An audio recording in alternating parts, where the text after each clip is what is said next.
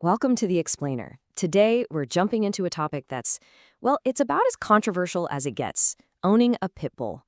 We're going to try and cut through all the noise in the headlines to really understand the challenges for the dog, for the owner, and for everyone else. Okay, so here's how we're going to break this down. First, we'll look at that wildly conflicting public image. Then, we'll get into the actual data behind the risk. From there, we'll explore the tough choices society has to make, the incredible demands placed on owners, and we'll wrap it all up with a question that really gets to the core of this whole debate. Let's get right into it. All right, first things first, let's talk about the image. I mean, when you hear the words pit bull, what's the first thing that pops into your head? Because in the public's mind, it's really a split screen. Either you see a loving family pet or a terrifying threat. It's a tale of two extremes. So on one hand, you've got this idea of the nanny dog, loyal, patient, just a perfect family companion. But then you flip that coin and you get the complete opposite, the vicious beast that the media often shows us, this unpredictable danger. It's kind of hard to believe we're even talking about the same dog, right? Okay, now this is where the story starts to get really interesting. 86%. What is that? Well, that's the temperament pass rate for pit bulls, according to the American Temperament Test Society. And get this, that's actually higher than the pass rate for breeds we all think of as super friendly, like golden retrievers. So that one single number, it really throws a wrench in that whole vicious beast idea. So if their temperament scores are that good, then what's all the fuss about? Why all the fear and debate? Where does the real risk actually come from? That's what we're going to dig into next, and trust me, the answer is probably not what you're expecting. And this really gets to the core of it, doesn't it? Are pit bulls just built differently? Are they naturally more aggressive than other dogs? Well, according to some of the biggest veterinary organizations out there, the answer is, surprisingly, no. Research shows they aren't actually more likely to attack than other breeds. And that's huge. It means that this entire debate, when it's focused on how often they might attack, is completely missing the real issue. It's not about if they attack, it's about what happens when they do. And that leads us to this really critical concept, severity of outcome. See, it's not about the dog's mood or how many times it might snap. It's all about the sheer physical damage a pit bull is capable of doing if an attack does happen.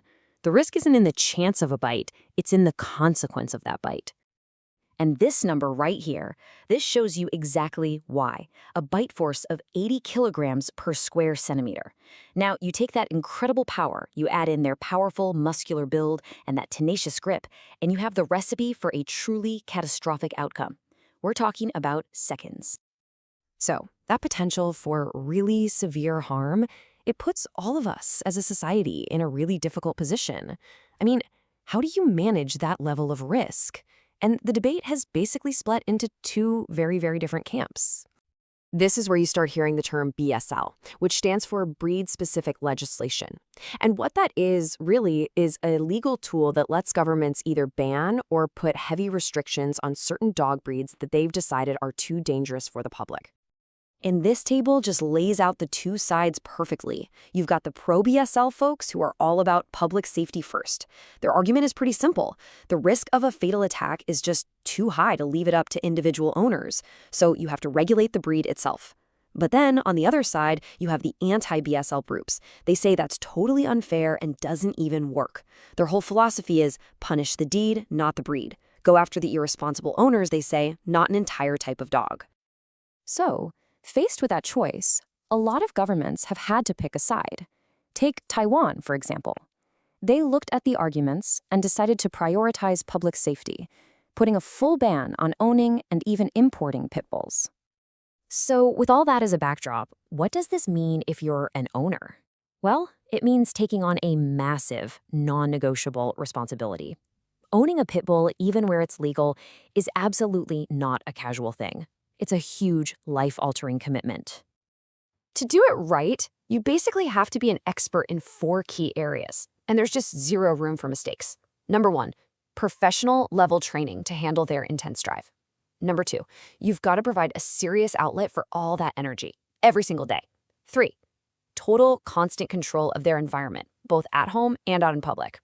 And finally, number 4, you have to fully accept the incredible legal and financial risk you're taking on if anything goes wrong. And believe me, those consequences are no joke.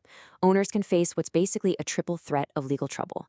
You've got civil liability, paying for medical bills and damages. You've got criminal liability. You could face charges, even jail time.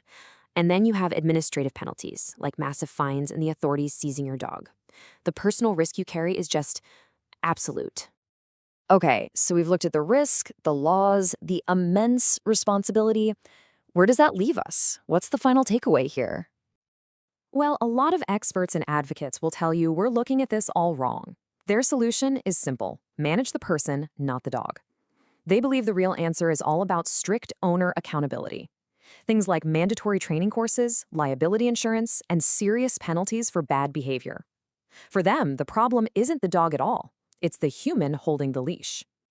But that leaves us to the one final nagging question that nobody seems to have a perfect answer for. If the only thing standing between a powerful animal and public safety is a perfect, responsible owner, how can society ever guarantee that every single owner will live up to that standard? And that right there is the unsolvable dilemma at the very heart of the entire pit bull debate.